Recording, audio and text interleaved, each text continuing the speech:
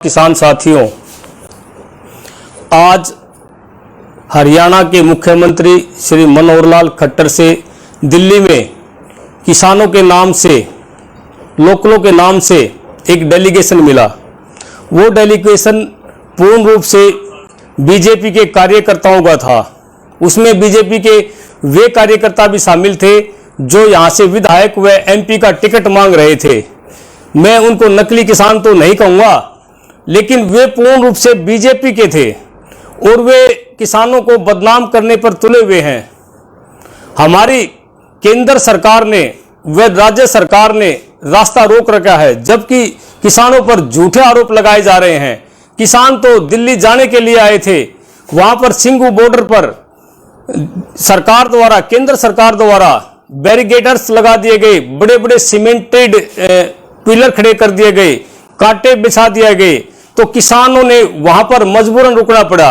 अब सरकार बार बार, माननीय सुप्रीम कोर्ट ने जो सरकार से पर झाड़ लगाई है कि रास्ता खोला जाए, तो वो किसानों पर झूठे आरोप लगा रही हैं।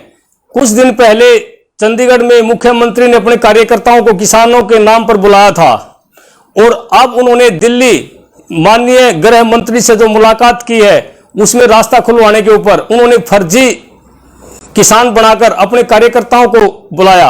वे कार्यकर्ता पूर्ण रूप से बीजेपी के थे और हमारे आसपास के हैं, हम सब उनको जानते हैं। मैंने बताया कि वे जो है पूर्ण रूप से बीजेपी के कार्यकर्ता है, टिकट के दावेदार है, किसी भी तरह उनकी जांच की जा सकती है।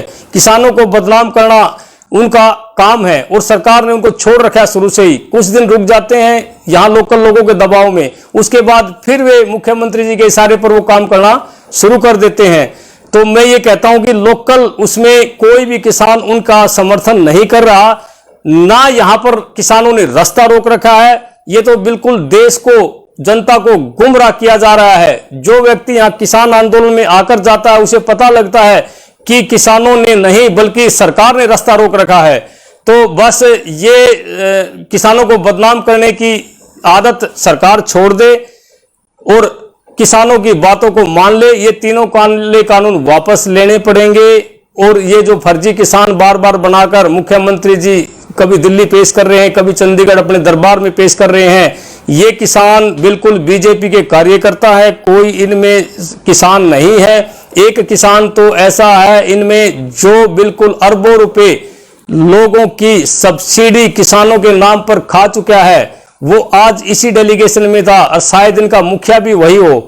तो मेरा आग्रह है कि किसानों को बदनाम करना सरकार छोड़ दे और किसान जो है अपनी मांगों के लिए शांतिपूर्ण अपना प्रदर्शन कर रहे हैं और इनको बदनाम न किया जाए। साथियों, पूरे देश को पता है उत्तर प्रदेश में लखीमपुर में किस तरह से नरसंहार हुआ है। आज हम सब लोग प्रेस क्लब में हैं और पूरे देश को ये जानकारी हमने दी है, क्योंकि गोदी मीडिया अलग अलग तरह से भ्रम फैला रहा है। कभी गोदी मीडिया कहता है कि किसानों ने समझौता कर लिया है, कभी गोदी मीडिया कहता है कि किसान बैकफुट पर चले गए हैं। मैं ये बताना चाहता हूँ, ना किसानों ने कोई समझौता किया है, ना किसान बैकफुट पर गए हैं। किसानों का एक मांग जो पहले दिन से है कि मंत्री टैनी के बर्खास्तगी होनी चाहिए, उसके इस्तीफा, उसकी गिरफ्तारी और उसके अपराधी बेटे की गिरफ्तारी होनी चाहिए। आज उसी विषय में संयुक्त किसान मोर्चे की कल बैठक हुई थी और आज प्रेस कॉन्फ्रेंस हुई है। 12 तारीख को हमारे शहीद किसान साथियों का भोग है और मैं पूरे देश से अपील करता हूं कि किसान प्रेमी, किसान हितैषी और अन्नदाता से जो लोग मोहब्बत करते हैं और पूरे देश के किसान भोग में पहुँचें 12 तारीख को। उसके बाद सभी संगठन और संयुक्त किसान मोर्चे ने सामूहिक रूप से आगे के कार्यक्रम बताए हैं जो प्रेस कॉन्फ्रेंस में अभी रिलीज कर दिए गए हैं। लेकिन हमारा सबसे बड़ा जिम्मेदारी और सबसे बड़ा कार्यक्रम है कि 12 तारीख को हमारे शहीद किसान साथियों का भोग है।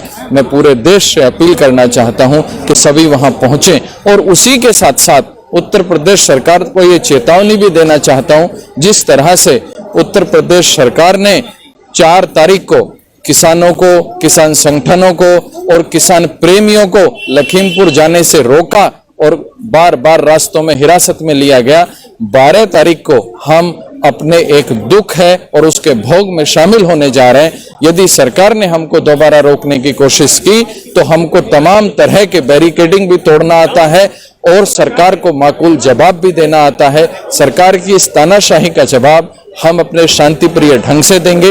तो सरकार 12 तारीख में उत्तर प्रदेश में किसी भी किसान साथी को, किसी भी किसान हितैषी को, किसी भी किसान शुभ चिंतक को लखीमपुर खीरी भोग में पहुंचने से न रोके। बहुत बहुत धन्यवाद।